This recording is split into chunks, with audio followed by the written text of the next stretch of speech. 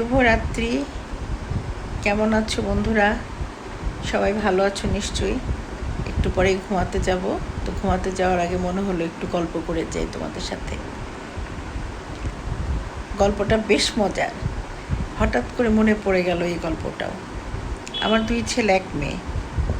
বড় ছেলের 15 বছরের ছোট মেয়েটা, আর ছোট ছেলের তখন কত 8 বছর, 8 বছরের ছোট, 8 বছরের ছোট মেয়েটা, 8 বছর, 7.5 বছর, 8 বছরের ছোট। তো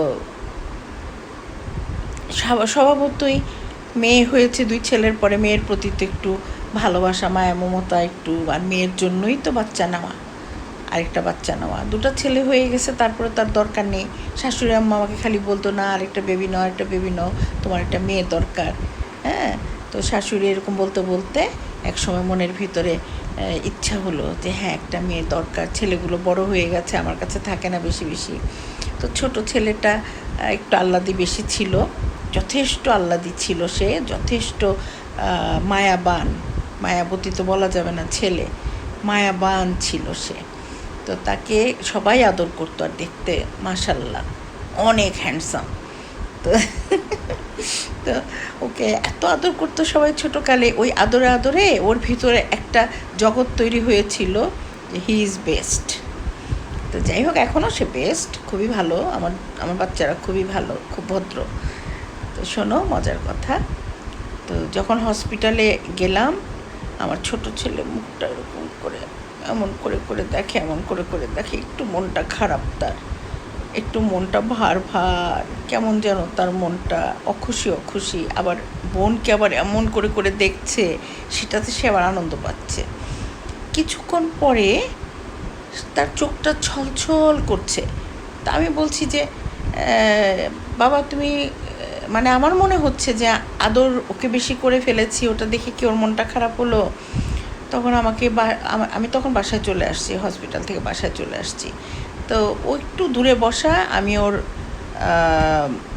কাপড় চেঞ্জ করতেছি। তো ও হয়তো একটু খেয়াল করেছে, কিছু একটা খেয়াল করেছে, করে বলছে আমাকে, কান্না কান্না স্বরে বলতেছে, আমার বোনের তো নুনু হয় নাই, ও শিশু করবে কিভাবে, বলে যে হায় রে কান্না, কি করে যে কেঁদেছে সে। তখন বুঝলাম যে ওর সম্পূর্ণ ফিলিংসটা বোনের জন্য আছে, কিন্তু ও যে মায়ায় একটা ভাগ পড়ে গেছে, ওটার থেকে একটু নিজেকে কেমন যেন একটু গুটিয়ে গুটিয়ে রাখছে, অত কাছে আসছে না, দূর দূর থেকে দেখছে, একটু মন খারাপ করছে। আমি যখন ওকে নিয়ে, একটা জিনিস সত্যি কথা, যখন নতুন মা হয় তখন অবচেতন মনে একটা বাচ্চাকে নিয়ে সোনা মণি এটা সেটা নানান রকম উচ্চারণ এমনি এমনি চলে আসে, আদরের উচ্চারণগুলো চলে আসে। তো আমি তো ওইভাবেই আদর করছি বোনটাকে। আমার তো ভুলে গেছে আমার 2টা ছেলে আছে, 2টা ছেলের কথা ভুলে যাওয়া মানে ওরা তো বড় হয়ে গেছে, ওই আদরগুলো তো ওদের এখন আর দরকার নেই।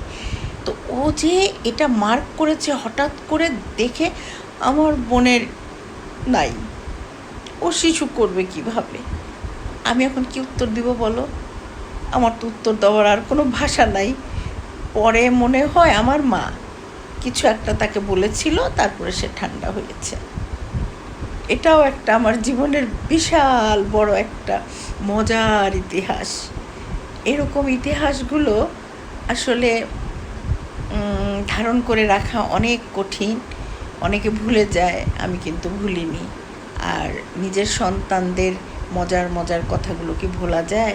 এটা তো ছোট ছেলের কথা বললাম, আবার বড় ছেলের কথাও বলবো, ওরও অনেক স্মৃতি আছে আমার কাছে, মেয়ের স্মৃতি আছে, এগুলো তোমাদের সাথে শেয়ার করব। এগুলি তো গল্প, তাই না? একদম বিশুদ্ধ গল্প, যে গল্পের বাস্তবতা আছে, যে গল্পের মাঝে একটা জীবন্ত সুপ্ত জীবন্ত একটা অ্যারোমা আছে। সে অ্যারোমা ছড়িয়ে দেওয়ার জন্যই তো আমি শুরু করেছি আমার গল্পের অধ্যায়। তোমরা ভালো থেকো, ঘুমাও, এবং ঘুমাবে 12টার আগে। সবাই আমরা 12টার আগে ঘুমাবো। 12টার আগে ঘুমালে চেহারা অনেক সুন্দর থাকে। ভালো থেকো, খোদা হাফেজ, বাই বাই।